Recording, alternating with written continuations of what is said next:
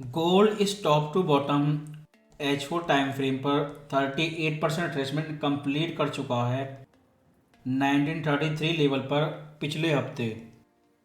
और जो हमारा नियरेस्ट सपोर्ट लेवल था 1947 वो भी ब्रेकआउट हो चुका है और कैंडलस्टिक क्लोजिंग इस लेवल के नीचे थी। इस सपोर्ट लेवल के ब्रेकआउट के बाद आपका नेक्स्ट बिग सपोर्ट लेवल 1886 है, 61% ट्रेसमेंट लेवल के पास में। लेकिन इन दो सपोर्ट लेवल के बीच में बहुत ज़्यादा गैप है। अगर इस हाई से इस चार्ट पैटर्न को देखें फॉलिंग वेज, तो ये चार्ट पैटर्न कंप्लीट हो चुका है। लोअर और अपर दोनों ही ट्रेंड लाइन रिटेस्ट हुई थी फ्राइडे को, लेकिन कंप्लीट ट्रेंड रिवर्सल के लिए आपको 1971 लेवल के ऊपर ब्रेकआउट चाहिए। अगर ये लेवल इस हफ्ते ब्रेकआउट होता है तो आप कह सकते हैं कि करेक्शन कंप्लीट हो चुका है और ट्रेंड रिवर्सल स्टार्ट हो गया। लेकिन जब तक प्राइस इस 1971 लेवल के नीचे है तब तक प्राइस शॉर्ट टर्म बेरिश है। प्राइस 1886 लेवल को रिटेस्ट करेगा कि नहीं या 1971 लेवल को ब्रेकआउट करेगा, ये सारी चीज़ें डेली टाइम फ्रेम पर क्लियर हैं। इस टाइम फ्रेम पे ये एरिया हमारा सपोर्ट जोन था 1950 से 1934 तक। पिछले हफ्ते इस सपोर्ट जोन की अपर रेंज को रिटेस्ट किया और फेड गुल्सवी की स्पीच पे ये ऊपर भी गया।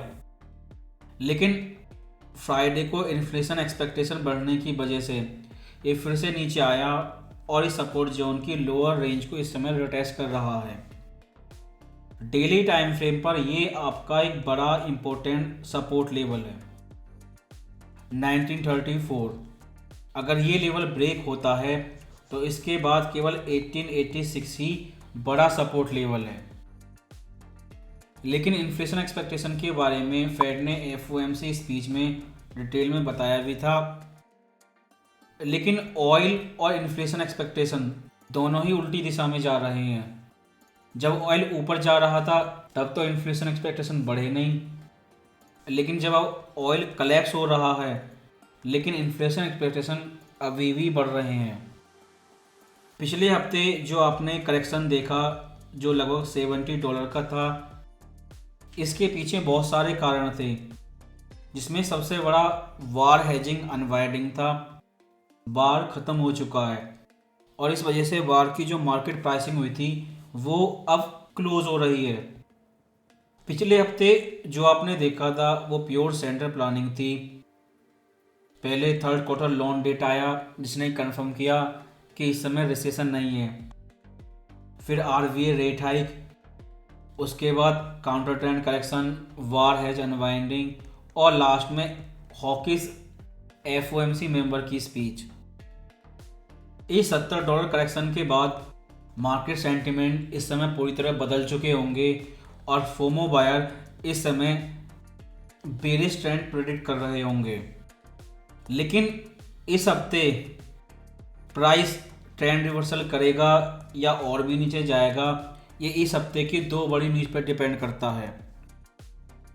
पहली CPI, अगर ये चार्ट फिर से ऊपर की तरफ मुड़ता है क्योंकि पिछले 2 महीने से CPI फ्लैट है, तो ये गोल्ड के लिए बहुत बेरिश साइन होगा और FOMC मेंबर पहले ही एक और रेट हाइक की वार्निंग दे चुके हैं।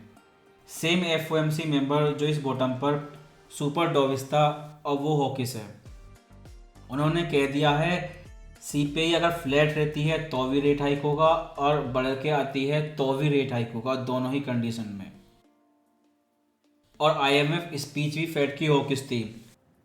लेकिन CPI कम आती है और ये फ्लैट लाइन नीचे की तरफ मुड़ती है तो ये गोल्ड के लिए बहुत बड़ा बुलिश साइन भी होगा और उस कंडीशन में प्राइस इस हफ्ते 2009 रेजिस्टेंस लेवल को ब्रेकआउट कर देगा। लेकिन इस हफ्ते का gold movement depend CPI news पे ही करता है। CPI ही डिसाइड करेगी प्राइस 1886 लेवल जाएगा या 2009 लेवल को ब्रेकआउट करके ऊपर जाएगा। क्योंकि वन मोर रेट हाइक का ड्रामा अभी भी कंटिन्यू है। जनवरी और दिसंबर दोनों ही महीने में लोग रेट हाइक एक्सपेक्ट कर रहे हैं, और जब तक रेट हाइक का ड्रामा चलता रहेगा, ये क्लियर नहीं होता कि जुलाई लास्ट रेट हाइक है कि नहीं, प्राइस 1886 लेवल के पास में ही ट्रेड करता रहेगा। और जैसा कि आपको बताया था, मई एफओएमसी यानी कि 1920 लेवल, क्योंकि इस समय मार्केट ये एक्सपेक्ट कर रहा है कि पहला रेट कट मई के महीने में होगा।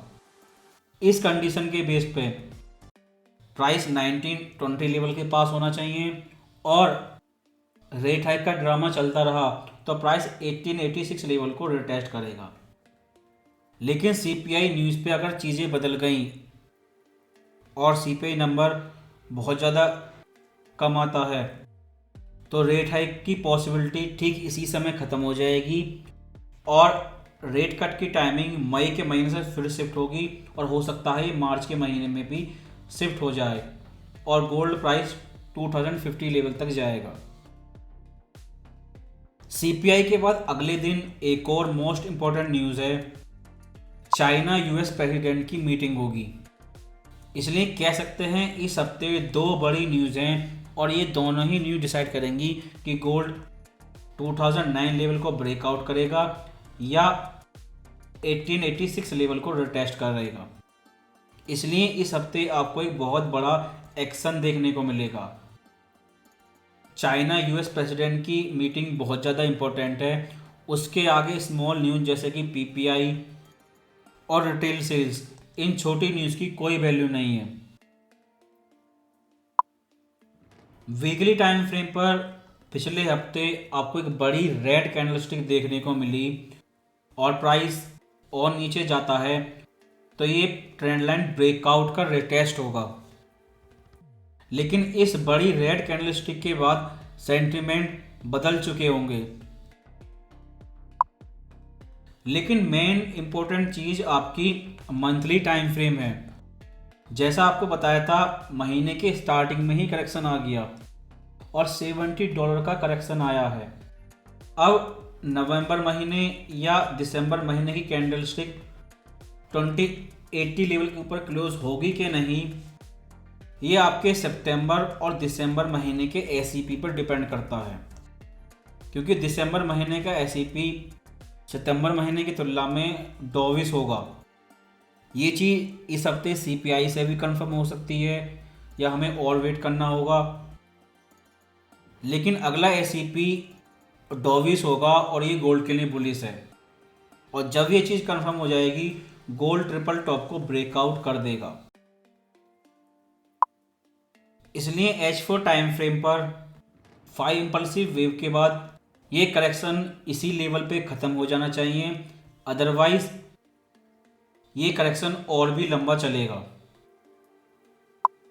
स्कैल्पर के लिए H1 टाइम फ्रेम इस टॉप से 5 वेव कंप्लीट हो चुकी हैं, और ये ब्लू ट्रेंड लाइन आपका डायनेमिक सपोर्ट लेवल है, और 1962 आपका एक स्ट्रॉन्ग हॉरिजेंटल रेजिस्टेंस लेवल है। अगर प्राइस इस लेवल से ऊपर जाता है तो आप कह सकते हैं कि ट्रेंड रिवर्सल स्टार्ट हो चुका है। जिन ट्रेडर के अकाउंट 1810 और ऊपर इन लेवल के पास फंसे हुए हैं और ऑक्टा एफएस पर ट्रेड कर रहे हैं, तो आप इस आईवी नंबर से जुड़ सकते हैं जिनके अकाउंट पहले से ही ओपन है। लेकिन नया अकाउंट आपको ओपन करना है और आपका मेन गोल है आईवी पे ट्रेड करना, तो आप वेंटेज पर ट्रेड कर सकते हैं। अंतर ये है कि वेंटेज आपको ऑक्टा की तुलना में 10 गुना ज़्यादा आईवी देता है। ऑक्टा का 1 साल और वेंटेज का 1 महीना आईवी ट्रेडिंग बराबर है। इनकी कंडीशन बहुत है, लेकिन वेंटेज की आईवी के लिए कोई कंडीशन नहीं है, जिस वजह से आपको 10 गुना आईवी कमाई होती है। इस हफ्ते या तो ये करेक्शन पूरी तरह ख़त्म हो जाएगा, अदरवाइज करेक्शन और लंबा चलेगा, और आप 1962 मोस्ट इम्पोर्टेंट रेजिस्टेंस लेवल पे फोकस करें, क्योंकि H1 टाइम फ्रेम पे इस समय price higher high higher low बना रहा है, जो टेक्निकली वेरिस है। ट्रेंड रिवर्सल का इस समय कोई साइन नहीं है।